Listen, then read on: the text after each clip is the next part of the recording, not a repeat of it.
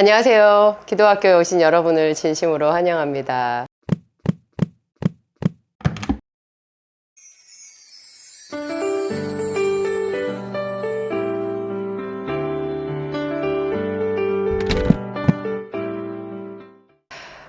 제가 성경을 이렇게 보다 보면 어떤 하나의 관점이 생길 때가 있는데요. 그 관점을 가지고 성경 여기저기가 이렇게 막 꿰어질 때가 있어요. 그러면 참 이것은 하나님께 속한 책이구나. 하나님께서 하시지 않고서야 어쩜 이렇게 이 책이 일목요연하게 바라보는 관점에 따라서 완전히 새로운 하나의 책이 또 나오는가, 그런 생각이 들 때가 있어요. 제가 오늘 여러분들한테 말씀드릴 거 돌아온다, 회복된다, 그런 이야기 있잖아요. 돌아온다라고 하면 여러분 뭐가 생각나세요? 누가복음에서 예수님께서 말씀하신 돌아온 탕자가 생각나잖아요. 그 탕자가 멀리 아버지를 떠나서 아버지가 자기에게 줄 재산의 분깃을, 아버지 돌아가시지도 않았는데 미리 달라고 해가지고 허랑방탕하게 이제 어긋난 길로 간 거죠. 꼭 우리의 모습이라고 예수님께서 그렇게 말씀하신 거잖아요. 근데 그 탕자가 그렇게 될 거를 뻔히 알면서도 아버지는 또 보내주죠. 참 그게 하나님의 성품인 것 같아요.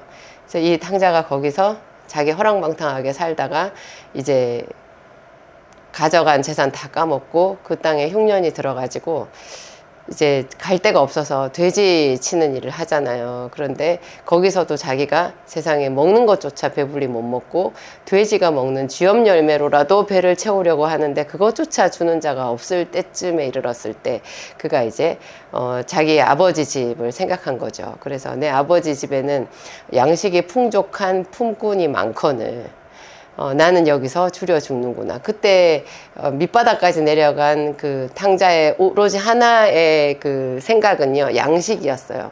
자기 아버지 집에는 품꾼들조차도 양식이 풍족한데 자기는 여기서 그 양식이 없어서 줄여 죽게 되었다라는 거예요. 그래서 내가 아버지께로 돌아가리라, 가서 나를 품꾼의 하나로 여기소서, 이렇게 말하리라 하고는 결심하고 그 길을 떠나잖아요. 사실 그 성경에는 간단하게 나와 있지만 우리가 생각했을 때 그렇게 돌아간다라는 것이 얼마나 어려운 일인가를 조금만 생각해 보면 알 수 있어요. 먹을 것도 없는 사람이 그 먼 길은 어떻게 가요? 여비는 있어요?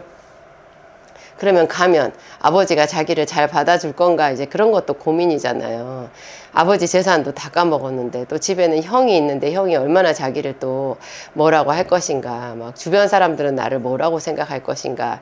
지나고 나서 보면은 모든 것이 다 쓸데없는 걱정이지만 그 당시에 돌아가겠다, 한번 돌아가 볼까라고 생각을 한 탕자의 입장에서는 그 모든 것이 큰 산 같거든요. 벽 같거든요. 근데 이거를 그냥 일단 다 내려놓고 오로지 한 가지만 생각한 거예요. 아버지의 긍휼을 얻어보리라. 내 아버지 집에 가서 내가 어떻게 아들이라고 할 수 있겠는가. 아버지가 야단을 쳐도 야단을 맞고 내가 거기서 품꾼의 하나로라도 나를 낮추고 살아야 되겠다. 그렇게 생각을 하고 결심을 하고 그것만 붙잡고 돌이킨 거잖아요. 그 한 걸음 한 걸음을 간 거잖아요. 이게 돌아가는 자, 자기의 처음 사랑을 회복하고자 하는 그런 결단이고 열정인데요. 하나님이 이것을 얼마나 기뻐하시는가, 그걸 우리가 또 생각해 봐야 돼요. 하나님께서 왜 예수님께서 돌아온 탕자 그 비유를 얘기를 하셨겠어요. 그렇게 아버지에게 악을 행하고 재산을 다 탕진하고 자기 인생을 허비한 사람조차도 돌아오기만을 기다리시는 것이 아버지의 마음이라는 것, 그것이 하나님의 마음이라는 것, 그 얘기를 하시는 거잖아요. 너희가 돌아오라, 돌아오라. 그런 이야기가 구약 성경에도 참 많이 나오는데요. 또 굉장히 좋은 예화 하나가 룻기에 나오는 나오미의 이야기예요. 룻기는 정말 짧은 성경이죠. 제가 보면 사사기랑 사무엘상 사이에 나오는 성경이고요. 달랑 4장밖에 없거든요. 근데 그렇지만 이 짧은 이 성경 룻기가 주는 그 깊이 있는 여러 가지 묵상할 내용들 있잖아요. 그 깊은 하나님의 교훈의 말씀들은 이게 우리가 평생 동안 보고 또 봐도 보는 각도에 따라서 또 완전히 새로운 이야기들이 감춰져 있어요. 오늘 제가 룻기에서 말씀드릴 것은 나오미의 이야기거든요. 나오미가 여러분 돌아왔잖아요. 나오미가 본래 베들레헴 사람이었는데 자기 남편 엘리멜렉과 두 아들이 있었잖아요. 이 두 아들과 함께 말론과 기럐이라는 아들이죠. 이 두 아들과 함께 베들레헴에 흉년이 왔을 때 모압 땅으로 떠났어요. 그 당시로 생각해 보면 굉장히 엘리멜렉은 소식에 좀 기민했던 사람 같아요. 요즘에는 TV, 뉴스, 유튜브, 인터넷 이런 거 접속하면 전 세계의 뉴스가 다 오지만 이 당시에는 그런 게 없잖아요. 이게 얼마나 옛날 이야기예요. 그런데 모압 땅에 양식이 있다라는 이야기를 엘리멜렉은 접한 거예요.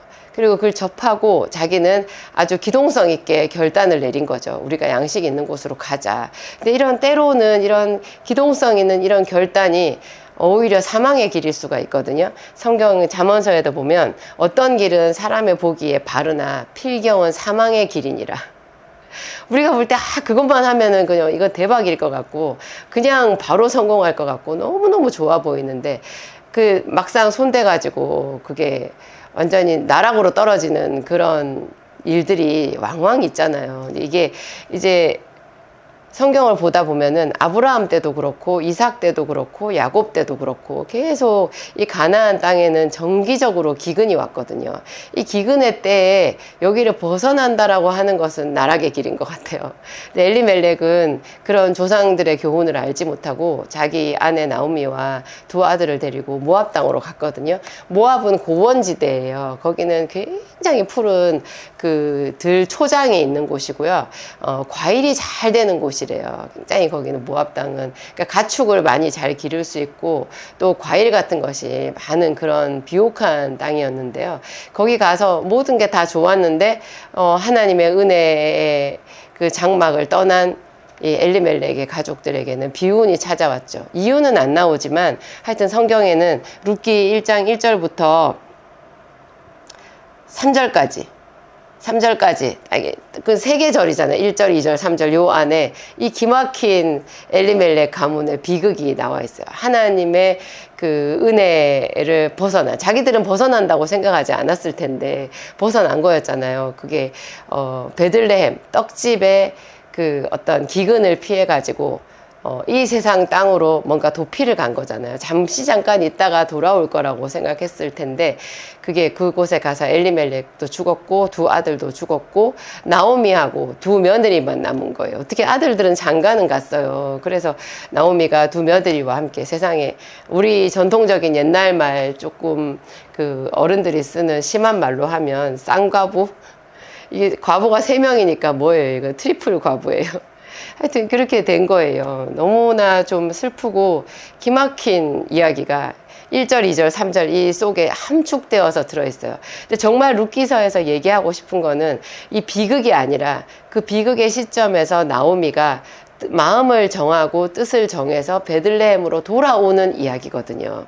돌아오는 이야기예요. 이게 정확하게 보면 신약 성경에 누가복음에 있는 탕자의 이야기랑 딱 맥락이 똑같은 거예요. 그런데 보면 그 나오미가 이제 그 두 며느리와 함께 모압 땅에서 베들레헴에 양식이 있다. 하나님이 백성들을 권고하사 그들에게 양식을 주셨다 함을 듣고 그 길을 나섰을 때 성경에는 그 글자로는 그런 말이 없는데요. 우리가 이 성경을 깊이 읽다 보면 알 수 있어요. 돌아온 탕자가 아버지에게로 돌아가야 되겠다 결심한 순간 하나님께서 기뻐하시고 또 그 아버지가 아직 상거가 먼데 그 아들을 알아보고 쫓아가서 그 아들을 껴안는 것처럼 돌아오는 이 나오미에게 벌써 하나님의 눈이 가 있는 거예요. 성경이 그런 관점에서 이 나오미와 룻을 따라가면서 베들레헴까지 왔고 베들레헴에서 그들이 어떻게 살고 있는가를 기록하고 있다라는 것을 우리가 알 수 있어요. 하나님이 나오미를 정말 기뻐하신 거죠. 나오미가 한 것은요, 여기서 뭐 자기가 옛날에 왜 내가 베들레헴을 떠났던가, 내가 모압 땅에서 어떤 나쁜 일을 했나, 뭐 구구절절 생각하면서 막 사무치는 회개를 한 이야기는 없어요. 그런 이야기 없어요. 그냥 나오미는 자기의 부끄러움을 인정하고 그냥 자기 고향 하나님의 은혜가 있는 그곳으로 돌아가겠다라고만 그 단순한 생각만 하고 돌이킨 거거든요. 돌이킬 때 제가 아까 말씀드린 대로 어려움은 있잖아요.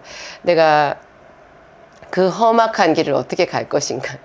제가 성지순례를 가서 굉장히 놀랐었거든요. 그 가이드가 우리를 그 모압 평지에서, 그러니까 베들레헴으로 가는 그 길에 그 노정에 버스를 세워놓고 우리를 이렇게 보여주는데요. 제가 거기서 그냥 막 눈물이 났어요. 나 성경에서는 간단하게 그냥 이렇게 읽었는데 내가 그 길에 서 보니까 나오미의 눈물, 룻의 눈물, 그들의 용기, 그 연약한 여자들의 하여튼 그 가냘픈 그 신앙이 있잖아요. 그냥 사무치게 느껴지더라고요. 그리고 그 아무 말씀 없이 그들과 동행하셨던 하나님의 걸음이 느껴지는 거예요. 여러분, 그 길이요, 우리나라에서 제일 험준하다는 저기 무슨 대관령, 미시령 그런 데 있잖아요. 제가 언제 여름에, 요즘에 지금 비가 많이 오고 있는데, 언제 한 수년 전에 굉장히 비가 많이 올 때 제가 여름 휴가가 그때 겹쳐가지고 어린 애들 데리고, 십수년 더 됐네요. 거의 20년 전쯤 됐었나? 그때 하여튼 아이들을 데리고 그 휴가는 휴가니까 그냥 강원도로 떠난 적이 있었거든요. 그래서 내내 휴가 내내 비 오고 바닷가에 들어가지도 못하고 그러다가 이제 맥없이 돌아올 때 그 미시령인가 이쪽으로 돌아왔는데요. 정말 우리가 얼마나 놀랬는지 몰라요. 아슬아슬한 절벽이더라고요. 근데 그 길마다 비가 와가지고 이게 도로가 무너지고 막 돌들이 이렇게 쓸려 내려와가지고, 그런데 그때 우리가 차를 운전할 때도 계속 비가 왔거든요. 그래서 막 아찔아찔 했었어요. 근데 그 미시령 그 길보다요, 훨씬 더 험준하고 가파르고 아찔한 곳이 그 모압 평지에서 베들레헴으로 가는 그 길이더라고요. 옛날에는 치안도 안 좋았잖아요. 그 길을 그 아무 힘없는 두 여자가, 가난하고 늙고 하여튼 힘들었던 그 여자가, 나오미가 자기의 며느리 룻을 데리고 걸어간 거잖아요. 여호와 하나님께로 돌아간 거잖아요. 하여튼 그래요. 하나님은 그렇게 돌아오는 것을 기쁘게 보시는데, 제가 이거를 그 성경에서 잠언서에서 찾아보았을 때 인자와 진리예요. 인자와 진리로 말미암아 죄악이 속하게 되고 여호와를 경외함으로 말미암아 악에서 떠나게 되느니라, 이 구절이 있는데, 제가 이 구절을 가지고 지금 저희 여름 수련회 때에서도 십자가 복음 그 제목으로 말씀을 전할 때 이걸로 했었고, 또 지난주에 저희 교회 기도학교에서도 이 인자와 진리에 대해서 말씀을 드렸는데요. 인자와 진리, 인자는 사랑이고 진리는 말씀이잖아요. 하나님을 사랑하고 하나님의 말씀을 붙잡고 또 여호와를 경외함, 그 하나님을 높이고 내 인생에 이렇게 굴곡진 일들이 많고 실패가 많고 내가 수치와 좌절을 당했다 하더라도 이 모든 길에서 나를 지켜보신 하나님은 선하시다라는 것 있잖아요. 내 죄로 말미암아 이렇게 되었을 뿐이지 나는 나를 불쌍히 여기시는 하나님께로 돌아가리라 하는 그 마음인 거예요. 그래서 모압 땅에서 베들레헴으로 돌아오는 게 하루 만에 뭐 이틀 만에 올 수 있는 길은 아니었을 거거든요. 그 제법 긴 시간 동안 그 길을 느릿느릿 천천히 꾸역꾸역 그 길을 걸어가면서 계속해서 나오미가 하나님을 생각했을 거고, 자기의 수치를 그냥 가리려고 생각하지 않고 그렇게 그냥 사람들 앞에 자기가 부끄러워도 그거를 마다하지 않고 돌아온 거잖아요. 그래서 베들레헴으로 왔을 때 사람들이 막 반가워하면서 이는 나오미가 아니냐 그랬을 때 따뜻하게 그를 맞아 주었을 때, 나오미가 나를 나오미라고 부르지 마라, 내 인생이 말하다, 내가 남편도 잃고 나갈 때는 풍족하게 나갔는데 이제 이렇게 돌아왔으니 여호와께서 나를 치시는 것이 아니냐, 그런 말을 하거든요. 이게 자기의 어떤 그 자괴감에 막 자기를 이렇게 처박는 그런 뭐 하여튼 그런 말이 아니라요. 제가 봤을 때는 이게 그 탕자의 낮은 마음이라는 생각이 들더라고요.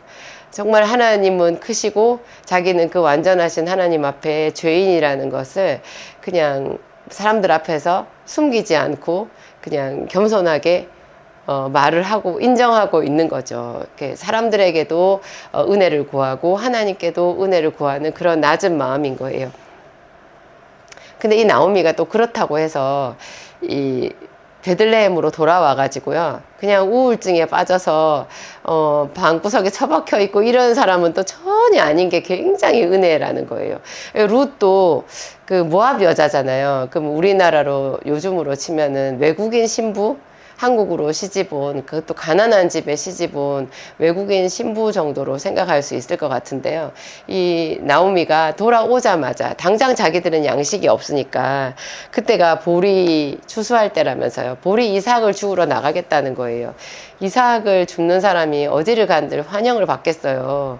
이렇게 일을 하러 간 게 아니라 그 자기 입장에서 일이지 그 밭 주인한테 보면은 사실 그거 있는 거 그냥 뭐라고 해야 돼요? 이렇게 구걸하러 온 거 비슷하게 하여튼 좀 민폐잖아요. 그렇게 갔는데 누가 좋아하겠어요.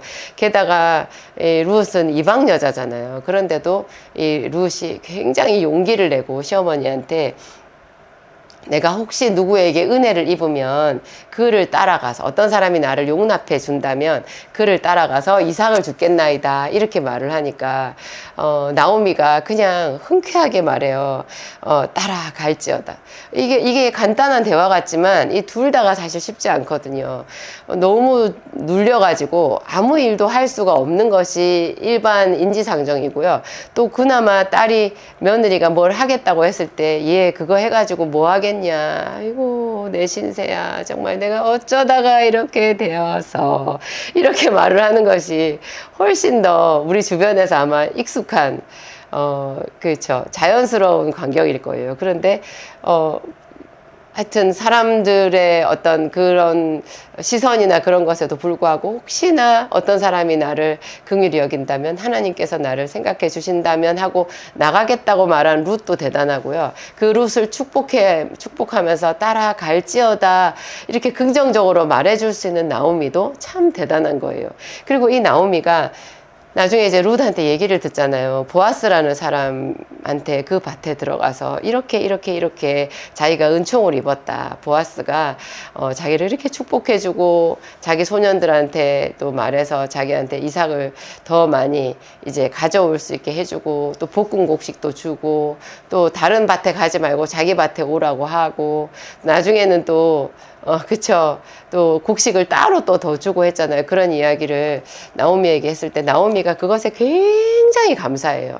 이게 있잖아요. 당연한 것 같지만 이 감사도 우리가 결코 쉽지 않거든요. 우리가 하나님께로 돌아간다, 은혜로 돌아간다라고 하면요. 어떻게 되냐면 마음이 낮아져야 되고 마음이 낮아진 사람들한테 나타나는 첫 번째 표징이 작은 것에 감사해요. 굉장히 감사해요. 이 사람들이 성공하는 사람들, 뭔가 성취를 이룬 사람들의 공통점을 우리가 자주 얘기하잖아요. 그 공통점 중에 또 한 가지가 뭐냐면요. 이 성공하는 사람들은 감동을 잘 받아요. 어떤 것에 필이 딱 붙여요. 그리고 그 필이 일시적으로 끝나지 않고 그걸로 나중에 어려운 일이 생겨도 좌절하지 않고 그 필대로 끝까지 가는 추진력이 있는 사람들이 성공하는 거예요. 감동이 없고 감사가 없고 뭔가 이렇게 필 받는 게 없는 사람들은요. 그냥 인생이 밋밋해요. 사는 게 하나도 재미가 없고 자기도 재미가 없으니까 다른 사람들한테도 감동을 주기가 어려워요. 근데 이 나오미는 자기 그 며느리가 그 양식 좀 가져온 거 그게 뭐 며칠분 양식이나 되겠어요. 예, 이걸 네가 가져오긴 했지만 아이고야 내 신세가 처량하구나. 내가 예전에는 얼마나 좋은 거 잘 먹고 여러분 이러면 뭐 좀 생각나지 않으세요? 광야에서 이스라엘 백성들 우리가 애굽에 살았을 때는 고기 가마 곁에 있었는데 막 이랬잖아요. 자기들 고기 가마 곁에 있었지 사실 거기 종살이였는데도 그렇게 굉장히 좋게 얘기하면서 현재 이 광야에서 하나님께서 함께 하시는 이 생활에 대해서 감사가 없고 그냥 원망과 막 불평뿐인 거잖아요. 그거랑 대비해서 보면 이 나오미의 말이 얼마나 하나님께 이쁨 받을 말인지 알 수 있어요. 나오미가 룻이 가져온 그 양식을 굉장히 기뻐하면서 룻에게 은혜를 베푼 보아스를 또 축복해요. 그가 산자와 죽은 자에게 은혜 베풀기를 그치지 않는구나, 이렇게 얘기하면서 그 보아스가 사실은 우리 친족 중에서 우리 기업을 물을 자에 해당이 된다. 근데 사실은 나중에 보면 보아스보다 더 가까운 친족이 있잖아요. 그러니까 더 가까운 친족이 또 뭘 어떻게 하겠다라고 하면 또 일이 꼬여버리는 거거든요. 그래서 사실은 그 나오미가 생각한 어떤 이 성경의 결말까지 좋은 이 룻기의 결말까지 가려면은 여러 가지 장애물이 있어요. 그 그냥 상상에 불과한 것일 수도 있거든요. 어떻게 룻이 보아스랑 결혼을 한다는 그런 생각을 할 수가 있겠어요. 그렇지만 이 나오미는요, 작은 것에 만족할 줄 알았고 그 신락 같은 희망을 하나님께 걸 줄 아는 소망의 사람이었어요. 이런 소망이 있으니까 작은 것에 만족하고 정말 시로레기 같은 그 희망 하나를 품고 그 험난한 길을 걸어 베들레헴까지 올 수 있었던 거잖아요. 우리가 요한계시록에 보면 그 예수님께서 에베소의 그 교회에 대해서 너의 처음 사랑을 버렸다, 그런 말이 있잖아요. 그래서 그거 어디서부터 잘못된지를 생각하고 돌이키라. 돌이키지 않으면 하나님께서 버리겠다라는 그런 얘기를 하셨거든요. 그러니까 처음 사랑을 회복하는 것이 사명인 거예요. 이것을 완수하지 않으면 하나님과 상관이 없는 버림받는 자가 되는, 이거 중차대한 문제거든요. 근데 이 처음 사랑이 뭐냐, 그거를 이제 많이 우리가 묵상을 해야 되는데, 처음 사랑은요, 제가 봤을 때는 그래요. 제가 제 식견에는 그게 떨림이고 설렘이고 기대예요. 우리가 예배를 드리는데 예배가 하나도 기대가 안 된다, 그냥 갔다라고 하면 그 사람은 처음 사랑이 없는 거예요. 예배의 말씀에 대해서 기대가 돼야 돼요. 오늘 주일이네, 주일이야, 나는 주일이 좋아, 이런 마음이 들어야 되는 거예요. 겉으로 뭐 막 이렇게 가볍게 뭐 팔딱거리면서 하는 그런 거는 아니더라도 굉장히 속이 깊은 심연에서 나오는 묵직한 그 감동이라고 하더라도 여하간의 감동이 있어야 돼요. 이제 오늘 주일이구나, 내가 오늘도 하나님의 전에 예배하러 갈 수 있다니 너무나 기쁘구나. 내가 오늘만큼은 어떤 다른 근심이나 염려나 이런 것들도 다 버리고 오로지 하나님께만 예배하리라. 그 예배하는 기쁨은 온전히 내 것이 되리라. 이런 마음을 가지고 교회로 출발하는 사람, 그런 마음을 가지고 아침에 옷을 차려입고 화장을 하는 사람, 뭐 조금이라도 좀, 어떤 사람들은 주일날 예배 나오면서 슬리퍼 끌고 나오기도 하고요. 트레이닝 바지 같은 거를 입고, 청바지까진 괜찮은데, 청바지도 좀 단정하게 입으면 좋잖아요. 옷을 조금, 갖춰서 입어야 되는 것 같아요. 자기 나름대로. 뭐 양복을 다 입고 오라는 얘기는 아니지만, 좀 단정하게 뭔가 정성을 다한 그런 옷차림, 그런 머리 매무새를 하고 와야 되는데, 그냥 뭐 집에서 뒹굴 때, 앞에 슈퍼 갈 때, 잠잘 때 입는 것 같이 생긴 그런 옷을 입고 오시는 분들은 내가, 저런 분들이 설렘이 있을까? 설렘이 있다고 하더라도 그거는 배움의 문제인 것 같아요. 하여튼 하나님께는 갖추고 나오는 게 필요하고, 그 갖춘다라는 게 결국 뭐예요? 하나님께 내 정성이 있는 거고, 기대가 있는 거고, 그 기대 때문에 설렘이 있는 거잖아요. 이 기대와 설렘과 이런 정성, 이런 것이 전부 그 뿌리가 어디에 있느냐, 내 인생을 치료해 주시는 하나님께 대한 믿음이잖아요. 이 믿음, 완전히 어린아이 같은 이 믿음이 있을 때 그 사람은 처음 사랑으로 돌아간 자고, 처음 사랑을 회복한 자고, 그 처음 사랑으로 하나님을 기쁘시게 하는 믿음의 사람이 될 수 있는 거죠. 하여튼 나오미는 그래요. 이 나오미는 그런 마음으로 자기의 며느리를 돌봐줬고, 이 며느리가 어떻게 구체적으로 보아스에게 다가가야 되는지, 보아스가 또 무슨 일을 할 것인지, 이런 것에 대해서 나오미는 다 생각하고 기도했던 것 같아요. 그리고 하나님의 은혜를 바랬던 것 같아요. 이런 것이 그 하나님께로 돌아오는 자의 어떤 모양인 것 같아요. 왜냐하면 탕자는요, 교회 바깥에만 있지 않거든요. 예수님의 그 누가복음 비유에도 보면 탕자가 집에 한 사람 더 있었잖아요. 그게 큰아들이잖아요. 큰아들은 집 안에 있는 탕자였어요. 그거를 또 그 탕자 이야기에 집어넣어 놓은 것이 정말 이게 백미거든요. 이게 하나님께서 하시지 않았다면 정말 할 수 없는 그런 정말 시면의 이야기인 것 같아요. 굉장히 깊이 있는 그런 이야기인데, 이 아들이 늘 아버지와 함께 있었지만 집을 나간 자기 동생에 대해서 긍휼함이 하나도 없고, 그 동생이 돌아온 것보다 그 동생이 잃어버린 재산이 더 아깝고 더 괘씸하고, 그 아버지 그런 동생을 봐주는 아버지가 밉고 삐져가지고 지는 바깥에서 들어오지도 않잖아요. 근데 이게 교회 안에서 우리가 오래 신앙생활을 한 내가 그런 모양이 되기가 굉장히 쉽다라는 거잖아요. 그 사람이 뭐냐? 처음 사랑을 잃어버린 거예요. 늘 아버지와 같이 있어서 아버지가 그러잖아요. 예, 내 것이 다 너의 것이 아니냐. 그거를 모르는 거예요. 하나님의 은혜, 온전히 그 은혜 속에서 살고 있다라는 것, 그 감사함을 잃어버렸기 때문에 걔는 탕자고 처음 사랑이 하나도 남김없이 다 말라버린 그런 거죠. 내 것이 다 너의 것이 아니냐. 근데 자기는 하나님의 품 안에 있으면서도 그 사랑을 전혀 누리지를 못하고, 그러니까 심령이 메말라서 다른 탕자들이 돌아오는 것을 오히려 배척하게 되고, 교회 오는 새신자들을 쫓아내는 그런 못된 염소짓을 하는 이상한 사람이 되어 있는 건 거예요. 하여튼 하나님은 언제나 그러신 것 같아요. 돌아오는 자, 회복하려고 하는 자를 기뻐하시는 거. 그래서 저는 그 로마서를 읽을 때 로마서가 참 어렵지만, 그 로마서가 로마에 있는 평신도들한테 보낸 사도 바울의 편지잖아요. 근데 이미 로마에 있는 교회에 그렇게 수준 높은 평신도들이 보는 편지인데 그렇게 수준이 높아서 우리 요즘에 로마서 읽고 제대로 이해하는 성도들 잘 없거든요. 굉장히 수준이 높아요. 로마서를 목사님들이 강의한다고 해도 그 평신도들이 잘 못 알아듣고 하품하고 막 이러거든요. 그런데 이 로마서의 편지를 받고 지극히 감동하고 기뻐했던 그 수준 높은 로마 교회 성도들에게 사도 바울이 그 편지 말미에서 뭐라 그러느냐? 나는 로마에 있는 너희에게도 복음 전하기를 원하노라. 그렇게 말하거든요. 아니, 이미 믿고 있고 너무나 수준이 높은 이 성도들에게 무슨 복음을 전해? 복음은 불신자들한테 전해야지. 이렇게 쉽잖아요. 근데 그 말 속에 굉장히 깊은 하나님의 비밀이 숨어져 있는 거예요. 하나님의 복음의 말씀은 항상 우리 안에서 새롭게 일어나야 돼요. 이미 믿는 우리가 더 하나님의 말씀에 갈급해야 되고, 더 그 말씀에 이렇게 그쵸, 사모함이 더 있어야 되고, 그 말씀을 듣기 위해서 애를 써야 되는 거예요. 그 복음을 들으면서 우리 속에 더 또 기도의 영이 새롭게 일어나고, 이런 것들이 우리를 살아있게 하는 거거든요. 여러분, 그 개울이나 강에 살아있는 그 물고기들이 있잖아요. 요즘처럼 이렇게 비가 내리면 그 물고기들이 어떻게 하는지 아세요? 그 샘물 맞는다 그래요.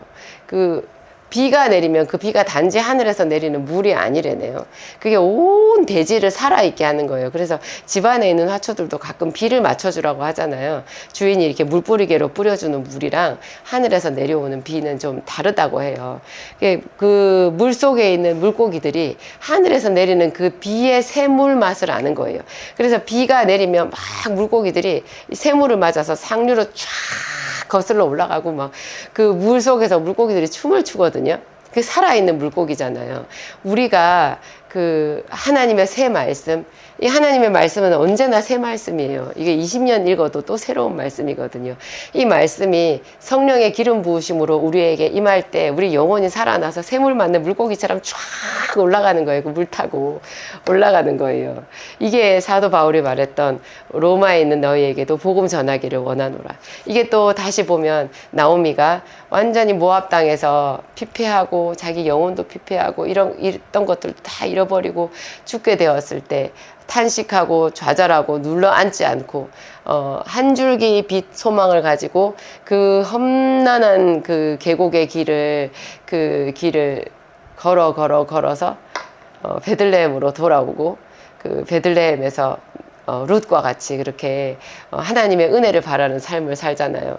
이런 모든 것들이 다 회복하는 자의 믿음, 정말 새롭게 기도하려고 하는 사람들의 마음 자세, 그런 것을 온 세상을 두루 살피시는 하나님의 성령께서 당신의 레이더망을 딱 켜놓으시고 찾으시는 것 같아요.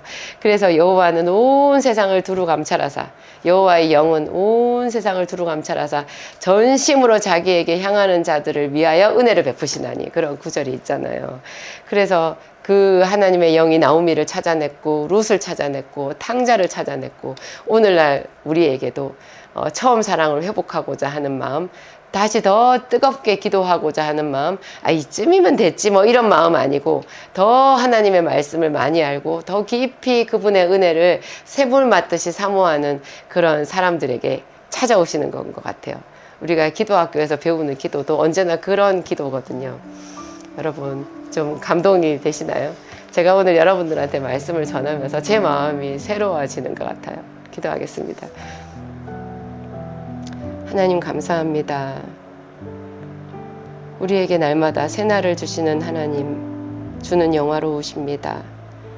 아버지, 하나님은 하늘에 계시고 우리는 땅에 있어도 우리를 버려두지 아니하시고 고아와 같이 버려두지 아니하시고 날마다 우리 마음을 새롭게 하시며 날마다 새로운 날을 맞아 또 새 마음으로 하루를 살아가게 하시는 좋으신 하나님이십니다. 보라, 내가 만물을 새롭게 하노라 하신 것 같이 나오미를 새롭게 하시고 탕자를 새롭게 하시고 주의 이름을 부르는 모든 백성들을 날마다 새로운 기도의 세계로 인도하시는 하나님 감사합니다. 하나님, 이 기도학교에 함께하는 당신의 모든 자녀들에게 더 뜨거운 마음을 주시옵소서. 하나님, 들을 수 있는 귀를 주시옵소서. 깨달을 수 있는 하나님 옥토 같은 마음을 주시옵소서. 그리하여서 우리 영혼이 살고 우리 마음의 기쁨이 충만하며 하늘에 계신 아버지께 영광을 올리게 하옵소서. 주 예수 그리스도의 이름으로 기도합니다. 아멘.